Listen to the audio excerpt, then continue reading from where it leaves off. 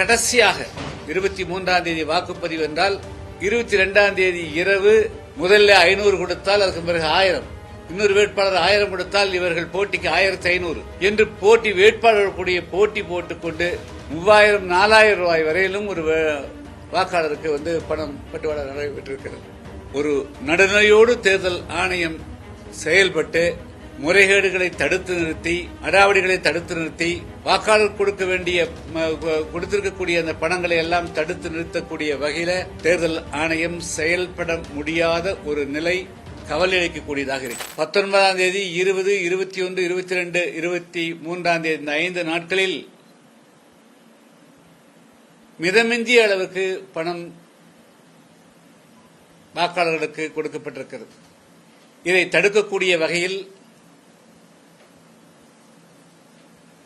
தேர்தல் ஆணையம் வலிமை பொருந்தியதாக இல்லையா, அல்லது இதை தடுக்க முடியாது என்று தேர்தல் ஆணையம் கருதுகிறதா, அல்லது இது ஒரு அங்கம் என்று பணப்பழக்கம், இது ஒரு தேர்தல் நடைமுறையின் அங்கம் என்று விட்டுவிடுவார்கள் என்று தெரியவில்லை. கோவையிலே கூட பல தொகுதிகளில் தங்க காசுகள் எல்லாம் கொடுக்கப்பட்டதாக செய்திகள் வருகின்றன. இது இப்படியே இருந்தால் இந்த நாடு எங்கே போய் முடியும்? கிராமங்களுக்கு செல்லுகின்ற போது பொதுவாக பெண்கள் மதுவினால் ஏற்படக்கூடிய பாதிப்புகள், போதை பழக்கங்களால் தங்களுடைய பிள்ளைகள் இளைஞர்கள் அவர்களுக்கு ஏற்படக்கூடிய பாதிப்புகள், பெண்களுக்கு பாதுகாப்பற்ற நிலை, இளைஞர்களுக்கு வேலையில்லாத நிலை அனைத்தையும் சுட்டிக்காட்டுகிறார்கள்.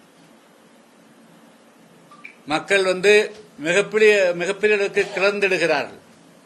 ஆனால் அந்த கிளர்ச்சியை எப்படி நெருப்பிலே நீரை ஊற்றி அணைப்பதைப் போல, குறிப்பாக கடைசியாக 23ஆம் தேதி வாக்குப்பதிவு என்றால் 22ஆம் தேதி இரவு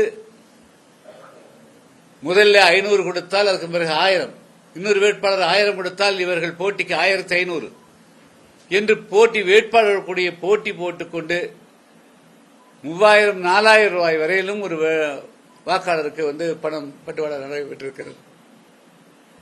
இப்படியே சென்றால் சாதாரண ஒரு குடிமகன், ஏழையாக இருக்கக்கூடியவர்கள் இந்த நாட்டில் தாங்களும் மக்களுக்கு தொண்டாற்ற வேண்டும் என்று அவர்கள் அரசியலுக்கு வருவதற்கு உண்டான வாய்ப்பே அறவே அற்று போகக்கூடிய சூழல் உருவாயிருக்கிறது. எனவே தமிழ்நாட்டில் நடைபெற்றது ஒரு சாதாரணமான தேர்தல் சடங்காகத்தான் நடைபெற்றிருக்கிறது தவிர, இந்த தேர்தலை வசதி உள்ளவர்கள், பணம் உள்ளவர்கள், நீங்களா இந்த தேர்தலை நடத்திக் கொள்ளுங்கள், நாங்கள் முடிவை நாங்கள் அறிவிக்கிறோம் என்பதை போன்றுதான் இருந்ததே தவிர, ஒரு நடுநிலையோடு தேர்தல் ஆணையம் செயல்பட்டு முறைகேடுகளை தடுத்து நிறுத்தி, அடாவடிகளை தடுத்து நிறுத்தி, வாக்காளர் கொடுத்திருக்கக்கூடிய அந்த பணங்களை எல்லாம் தடுத்து நிறுத்தக்கூடிய வகையில தேர்தல் ஆணையம் செயல்பட முடியாத ஒரு நிலை கவலை அளிக்கக்கூடிய